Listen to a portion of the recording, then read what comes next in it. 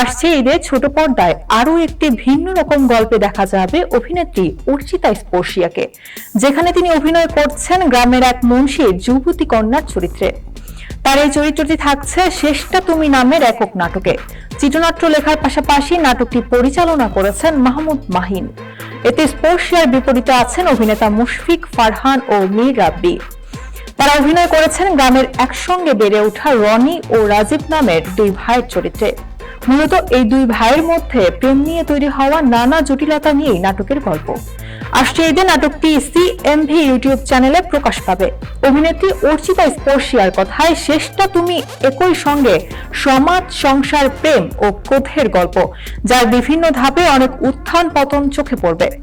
গল্প, চরিত্র নির্মাণ সবকিছু মিলিয়ে নাটকটি দর্শকের ভালো লাগবে বলেও আশা প্রকাশ করেছেন এই অভিনেত্রী।